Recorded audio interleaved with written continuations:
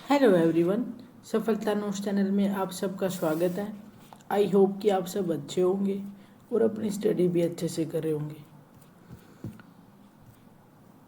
ये जो सीरीज है ये है इन्वायरमेंटल साइंस की सीरीज। इसके अंदर अभी जो चैप्टर चल रहा है वो चल रहा है जैव विविधता संरक्षण।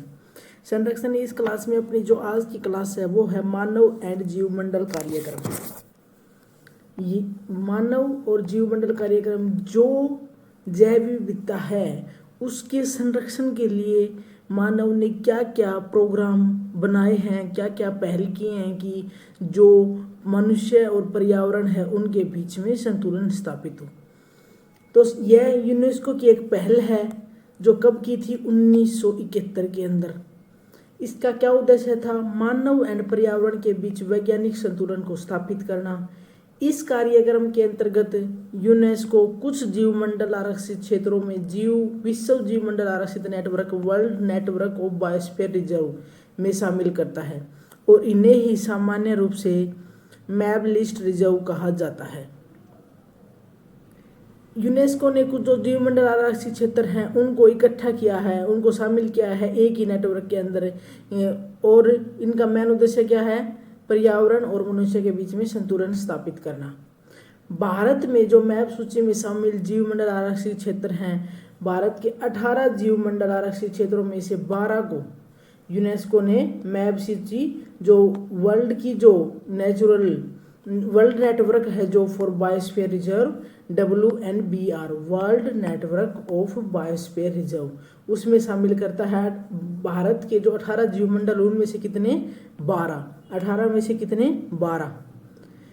जो फर्स्ट भारतीय जीवमंडल आरक्षित क्षेत्र है नीलगिरी जीवमंडल, ठीक है। और आरक्षित क्षेत्र 2000 में तमिलनाडु, केरल, कर्नाटक मैप सूची में शामिल। वो कब हुआ था? ये 2000 के अंदर।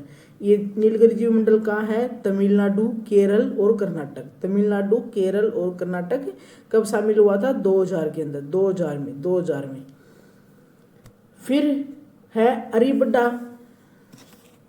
अरीबाड़ा घटना, ऑलिव रिडले कछुए। स्थान कहाँ है? भारत के का गहीर माथा बीच ओडिशा के अंदर है। एक अद्वितीय सामूहिक अंडे देने की प्रक्रिया जिसमें हजारों ओलिव रिडले कछुए एक साथ समुद्री तटों पर आते हैं और विश्व के सबसे बड़े अंडे देने वाले स्थलों नेस्टिंग ग्राउंड्स में से एक है। विश्व में जो सबसे ज़्यादा अंडे देने वाले स्थानों में से एक है वो कहाँ है? ओडिशा। और ओडिशा के कहाँ कौन सा बीच है? वो गहीर माथा बीच। इसको भी WNBR की सूची में शामिल किया हुआ है। विश्व वन्यजीव कोष world wide fund for nature, इसका मुख्यालय कहाँ है? ग्लैंड, स्विट्जरलैंड के अंदर। स्थापना कब हुई? 1961 के अंदर। एक था मैप, उसकी स्थापना हुई 1971। सेकंड प्रोग्राम क्या है? वो है विश्व वन्यजीव कोष। इसकी स्थापना कब हुई? 1961। मुख्य उद्देश्य क्या है? वैश्विक वन्यजीव संरक्षण, जलवायु परिवर्तन से निपटना और सतत विकास को बढ़ावा देना। संरक्षण भी, जलवायु के परिवर्तन से भी निपटना और जो सतत विकास है उसको भी बढ़ावा देना मेन उद्देश्य है विश्व वन्यजीव कोष का। नेक्स्ट है गंगेटिक डॉल्फिन, भारत का जो राष्ट्रीय जलीय पशु 2009 के अंदर इसको घोषित किया गया, गंगेटिक डॉल्फिन। वैज्ञानिक नाम क्या है? प्लेटनिस्टा गंगेटिका, या हम बोल सकते हैं कि शिशु। आवास कहाँ है इसका? गंगा, ब्रह्मपुत्र और उनकी सहायक नदियों के अंदर। अब इसकी स्थिति है वो क्या है? संकटग्रस्त। पगमार्क तकनीक, ये इसका उद्देश्य क्या है? बाघ और अन्य जीवों की जनसंख्या का अनुमान लगाना कि है ना, पैरों से हम ये पहचान कर सके कि कितने जीव हैं, कितने जानवर हैं, उन सब का। इसकी विधि जानवरों के पैरों के निशान के अध्ययन से उनकी पहचान की जाती है, पगमार्क तकनीक। भारत के 10 जैव भौगोलिक क्षेत्र हैं जिनके लिए सरकार ने, सेंटर ने किया ना, ये प्रोग्राम बनाए हैं कि हाँ उनको संरक्षित किया जा सके। भारत के रोजर्स और पनवार ने 1988 में 10 जैव भौगोलिक क्षेत्रों के अंदर विभाजित किया गया है। और वो जैसे कि हिमालयी, कौन कौन से हैं 10 जैव भौगोलिक क्षेत्र। ट्रांस हिमालयी क्षेत्र, ट्रांस हिमालयी क्षेत्र कौन सा स्थान है इसमें, लद्दाख, जम्मू कश्मीर, हिमाचल प्रदेश के कुछ भाग। सेकंड है हिमालयी क्षेत्र, इसमें भी आता है जम्मू कश्मीर, हिमाचल प्रदेश, उत्तराखंड, सिक्किम, अरुणाचल प्रदेश।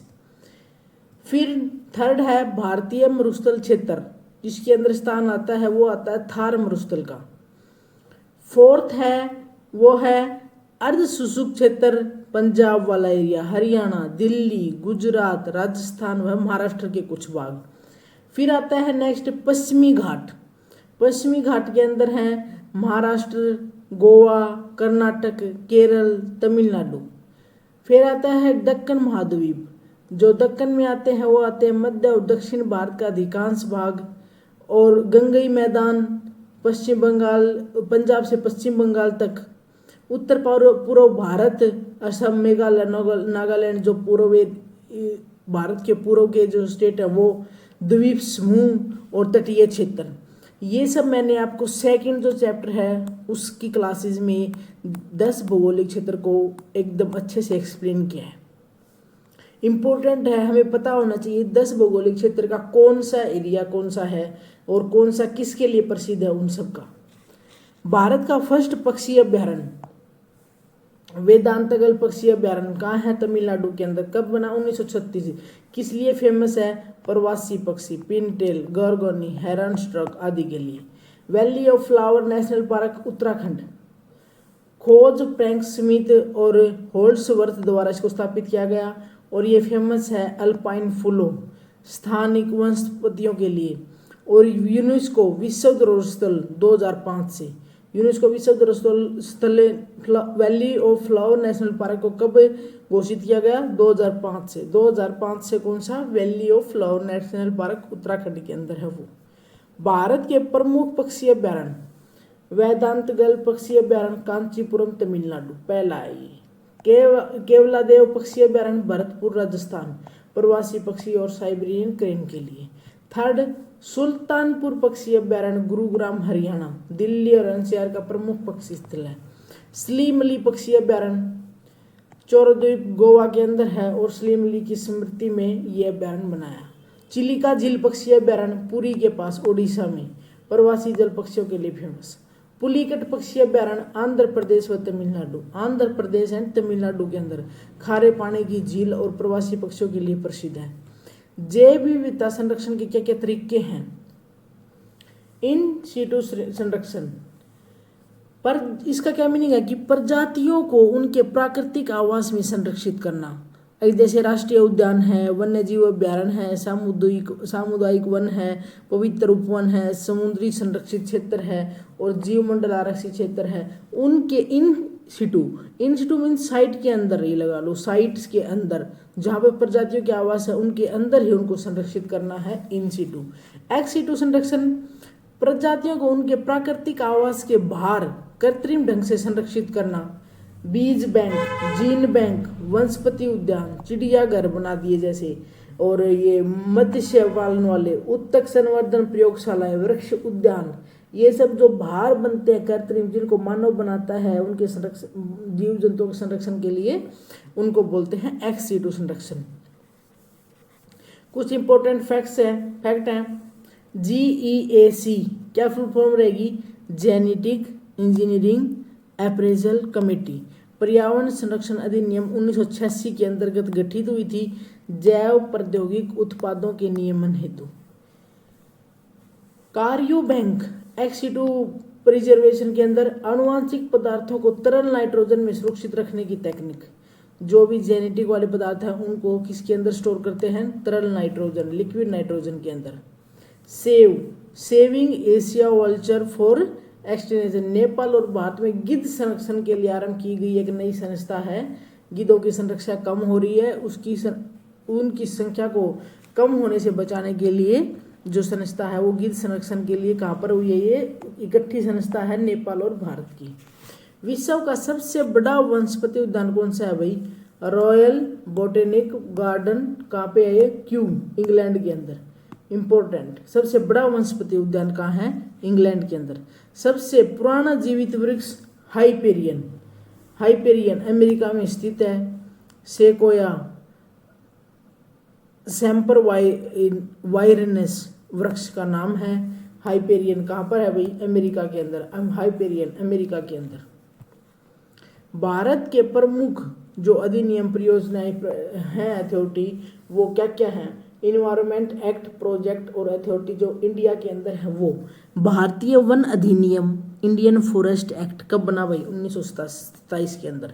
भारतीय वन अधिनियम, भारतीय वन अधिनियम कब बना? 1927 में।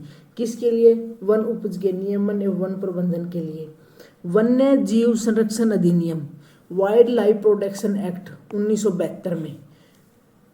राष्ट्रीय उद्यान, अभ्यारण्य और पारिस्थितिक संवेदनशील क्षेत्र को घोषित करना, इन सब का जो ध्यान रखता है वो किसके अंदर आते हैं? वन्य जीव संरक्षण अधिनियम के अंदर आते हैं। 1972, 1927, 27 से नेक्स्ट 1972, 27 का उल्टा कर दो 72, याद रह जाएगा।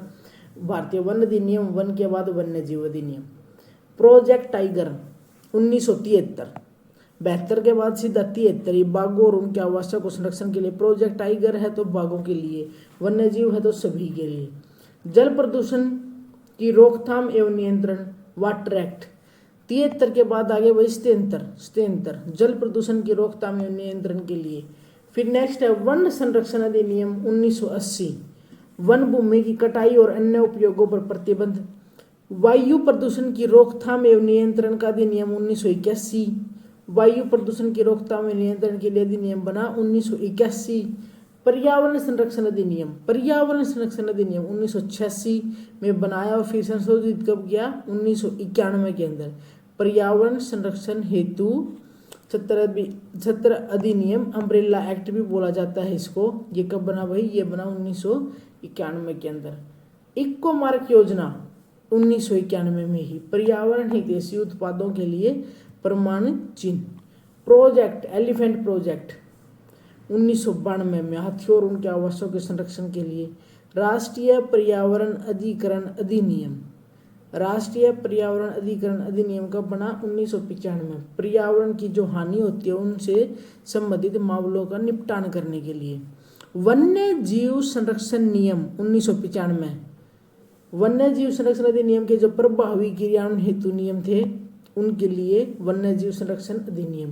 केंद्रीय गंगा प्राधिकरण, गंगा नदी की सफाई और संरक्षण के लिए। गंगा नदी की सफाई और संरक्षण के लिए कब बना केंद्रीय गंगा प्राधिकरण? 2009 में। राष्ट्रीय गंगा बेसिन प्राधिकरण, national Ganga basin authority 2009, Ganga basin के समेकित प्रबंधन के लिए कब बनी? 2009 के अंदर। Tiger reserve in India 2025, NTCA tiger reserve in India 2025 के अंदर। Total tiger reserve in India कितने हैं? 58। फर्स्ट टाइगर रिजर्व कौन सा है? जिम कॉर्बेट उत्तराखंड के अंदर। Total tiger reserve in India 58। First कौन सा था? Jim Corbett. लार्जेस्ट कौन सा है? नागार्जुन सागर श्रीशैलम के अंदर और आंध्र प्रदेश के अंदर भी है ये है 3728 किलोमीटर स्क्वायर एरिया में सबसे लार्जेस्ट है ये। हाईएस्ट टाइगर रिजर्व की बात करें तो नामदफा, वो कहाँ है? अरुणाचल प्रदेश। नामदफा अरुणाचल प्रदेश। सबसे अधिक टाइगर रिजर्व भी मध्य प्रदेश। जो टोटल नंबर ऑफ टाइगर हैं 3167 है हरियाणा के अंदर, इंडिया के अंदर। और 75% जो विश्व की बाघ की आबादी है ना वो इंडिया के अंदर ही है, 75%। जो लेटेस्ट टाइगर रिजर्व है वो है 56, 57 और 58 बने हैं अभी। पहले तो 55 थे, अब टोटल है 58। गुरु घासीदास तामोर पिंगला टाइगर रिजर्व छत्तीसगढ़ 2024 में। रत्तापानी टाइगर रिजर्व MP 2024 में। माधव टाइगर रिजर्व MP के अंदर ही 2025 में। लास्ट में जो बने हैं 2025 में MP, 2024 में भी MP और छत्तीसगढ़ जो 56वां बना था छत्तीसगढ़ 2024 में। और लेटेस्ट 58 बना है वो है MP का माधव टाइगर रिजर्व। फिर बात करते हैं कि इम्पोर्टेंट फैक्ट टाइगर रिजर्व के बारे में। प्रोजेक्ट टाइगर की जो शुरुआत हुई थी 1973 में बाघ में संरक्षण हेतु। नेशनल टाइगर कंजर्वेशन अथॉरिटी बाघ संरक्षण की नीति व प्रबंधन की केंद्रीय एजेंसी है, वो है NTCA। और प्रोजेक्ट टाइगर की शुरुआत कब हुई? 1973 बाघों के संरक्षण हेतु, और 75% इन इंडिया के अंदर है वर्ल्ड के वैश्विक पहल। ग्लोबल जो पहल हुई है टाइगर कंजर्वेशन के लिए, ग्लोबल टाइगर फोरम, वो अंतर सरकारी संगठन है, ये एक इंटर गवर्नमेंटल बॉडी। इसका एम क्या है? वैश्विक स्तर पर बाघ संरक्षण व सदस्य देशों के बीच सहयोग। सेंट पीटर्सबर्ग टाइगर समिट आयोजित कब हुई? रूस के अंदर 2010 के अंदर। इसका गोल क्या था? 2022 तक विश्व में बाघों की संख्या को दोगुना करना। और भारत की भूमिका बाघ संरक्षण में विश्व का सबसे आगे रहने वाला देश है भाई इंडिया। इंडिया बाघों को बचाने में सबसे आगे है। और सेंट पीटर्सबर्ग टाइगर समिट कब हुई थी? ये हुई थी रूस के अंदर 2010 के अंदर। हाथी के लिए क्या है भाई? भारत के जो हाथी अभ्यारण्य टोटल कितने हैं इंडिया के अंदर? 33। 2025 के अकॉर्डिंग कितने हैं? 33। टाइगर कितने हैं? टाइगर रिजर्व वो है 58। लेटेस्ट कब बना? 2025 MP के अंदर माधव टाइगर रिजर्व। इसका स्थान कहाँ है? जो 33वां लेटेस्ट बना है वो तराई हाथी अभ्यारण्य। स्थान कहाँ है? दूधवा पीलीभीत क्षेत्र। कहाँ है ये? यूपी में। इसका उद्देश्य क्या है? हाथियों के प्राकृतिक आवास की रक्षा और मानव हाथी संघर्ष में कमी।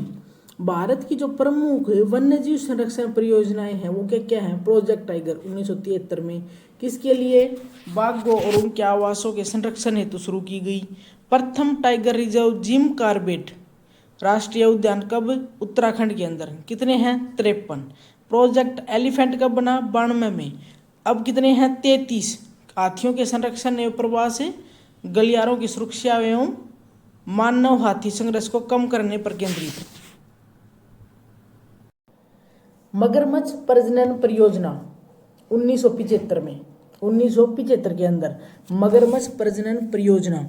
मगरमच्छों के संरक्षण कैद में प्रजनन, इनका मुख्यतः कहाँ है? उड़ीसा के अंदर भाई। प्रजनन हेतु मगरमच्छों के संरक्षण के लिए जो परियोजना थी वो मुख्यतः हुई ओडिशा के अंदर। कब? 1975 के अंदर। कस्तूरी मृग मस्क डियर परियोजना, हंगल परियोजना 1970।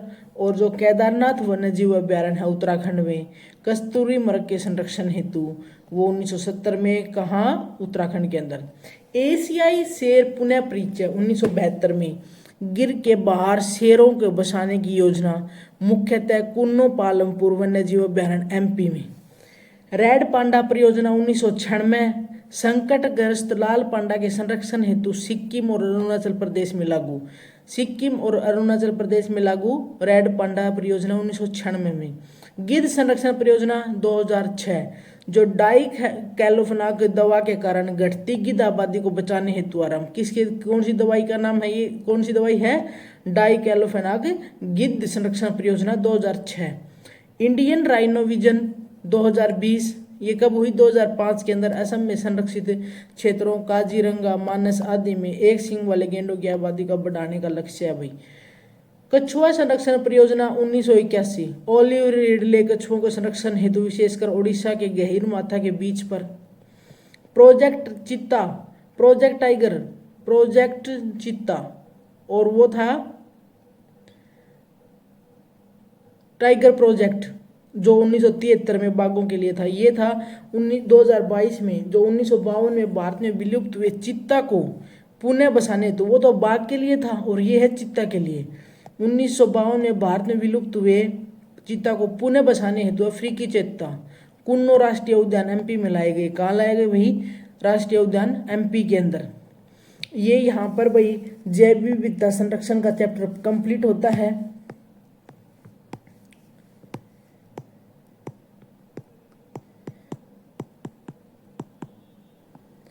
जैव विविधता संरक्षण चैप्टर कंप्लीट है, जो मेन एग्जाम ओरिएंटेड है कि हाँ यहाँ से क्वेश्चन पूछे जाते हैं। कौन सी परियोजना है, कब लागू हुई, कब शुरुआत हुई, किस लिए हुई, वर्ल्ड लेवल पर क्या क्या काम हो रहे हैं इसके लिए, वो सब मैंने आपको इसमें बताया रहा। आई होप कि आपको क्लास अच्छी लगी होगी। इसलिए क्लास को please like share and class को लाइक एंड शेयर करें और प्लीज़ चैनल को सब्सक्राइब करें। Thank you so much.